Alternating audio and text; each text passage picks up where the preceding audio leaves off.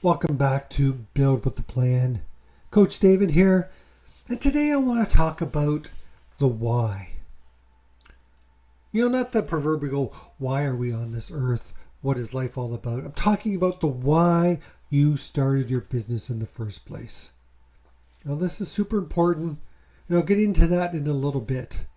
But I want to talk about what will happen when you don't understand your why and that you don't make sure that it's a big part of your business.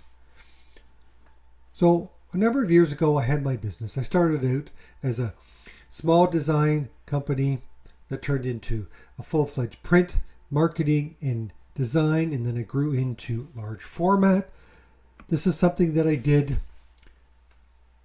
but I wasn't keeping track of my why. I originally started because I knew that I was good at what I was doing.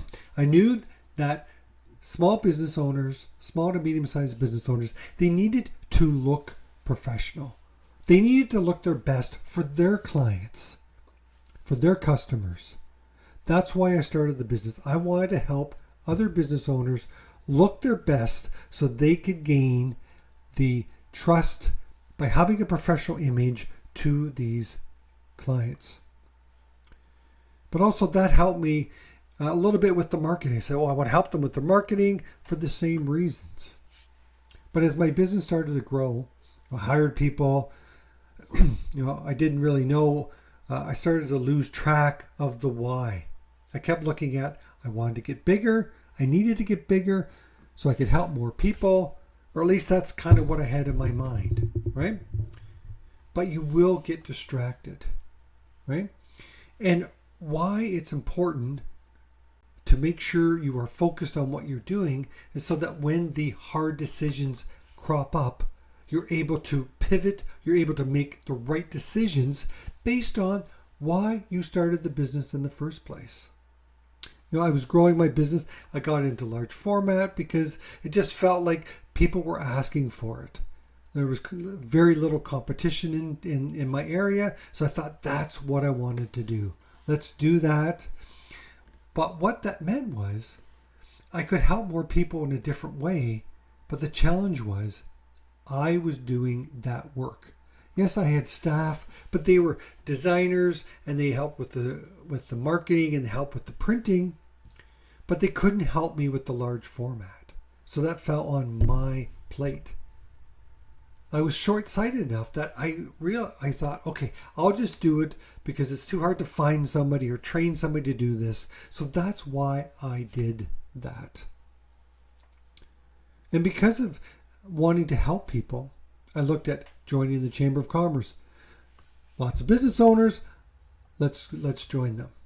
I'm not knocking the Chamber of Commerce. Great place. It is actually underappreciated.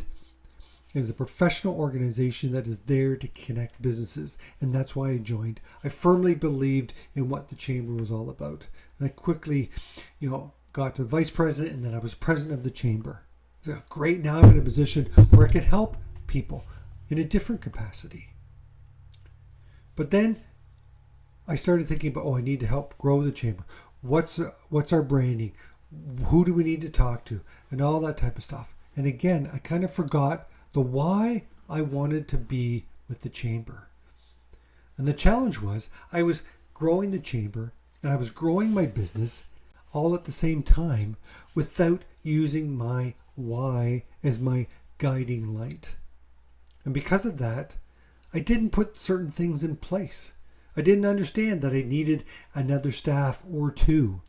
I didn't realize I needed to have better processes in place, because the business wasn't really running without me. I still had to be involved in the day-to-day. I did that with my own business, and I did that with the chamber. So it was like having two full-time businesses. And you guessed it, I ended up burning myself out. And there was a pretty big cost to that. There was a personal cost, and there was a financial cost. I won't get into the personal cost right now, but the financial cost was that I burned myself out and I wasn't able to continue building the business or functioning in the business. So I ended up selling it for far less than it was worth. because I didn't set it up right. Because I didn't keep my why close by. I didn't use it as my guiding light. I got off track. I got distracted. And I ended up with a business that wasn't worth near as much as the 25 years that I put into it. So a cautionary tale, make sure that you understand your why. So I want you to know your why. You know, there's different whys for different people. Everybody's different. But some people get into it because they want to make more money. Some people want more freedom. Some people want to make a difference in their industry. Some people they don't like working for other people. You know, that's part of freedom. You know, freedom has a number of different things. It could be financial freedom. It could be the freedom to be able to go do what you want whenever you want. That type of stuff. And remember, it is different for everybody. But I do encourage you to talk to your fellow entrepreneurs and ask them, what is your why? Why did you start your business in the first place? I was saying the importance of the why is to be able to help you through the tougher times. It's there to help you make decisions to move your business in the right direction. It becomes your North Star, your guiding light. Because distractions are going to happen. You are going to get sucked into the day-to-day. You're going to think about, okay, I need to look after this client. I need to order this material. I need to talk to this person. I need to follow up with that person. I need to email this person. Oh, I need to make that phone call. Oh, I got to talk to the bank. All these things start to happen. They get distractions, or they distract you from the bigger picture. What the why allows you to do is take that few steps backwards. Go on to the 10th floor, look over off the roof and look down at where you are. It looks much different from up there, doesn't it? What you're going to see is you're going to be able to see further away from where you are now. You'll be able to see, okay, if I want to go from here to there, and this is why I'm doing it, these are the decisions I'm going to make sure that my why continues to happen and it gets me to where I want to go.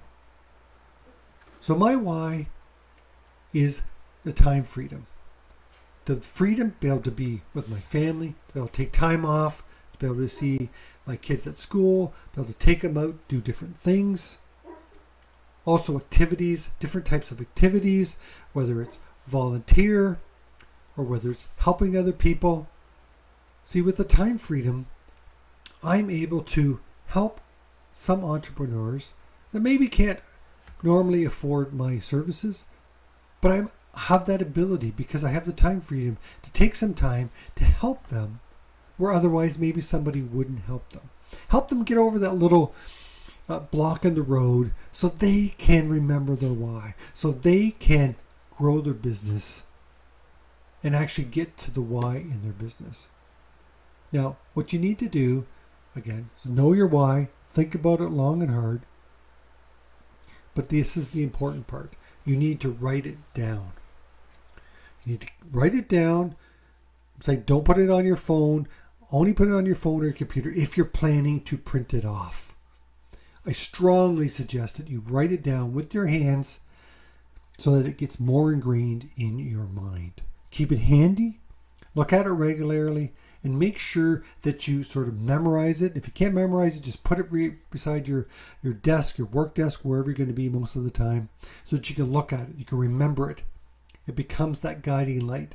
So when something comes in front of you and you have to make a decision, you need to go this way or you need to go that way, you will know which way to go based on your why. So again, take that time, identify what your why is, write it down, and then I want you to share it. I want it to become your personal mantra.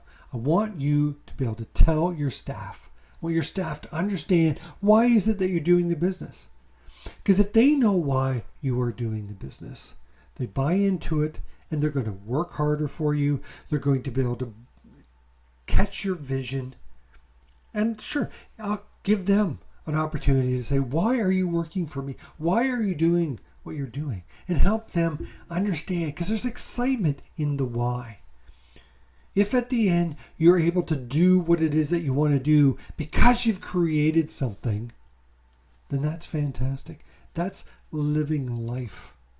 To me, once you reach your why, or you're able to experience your why in your business, that's true joy. That's the ability to be able to do what you want. So share it with your staff, but share it with your family as well.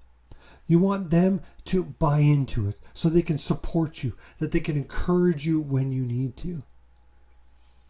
Because the thing is, when I started burning out, I didn't realize I was burning out, but when I was getting to that, if I had shared my why, and if people understood my why, and my family understood it, they would encourage me to keep going. They would encourage me, are you looking at this the right way?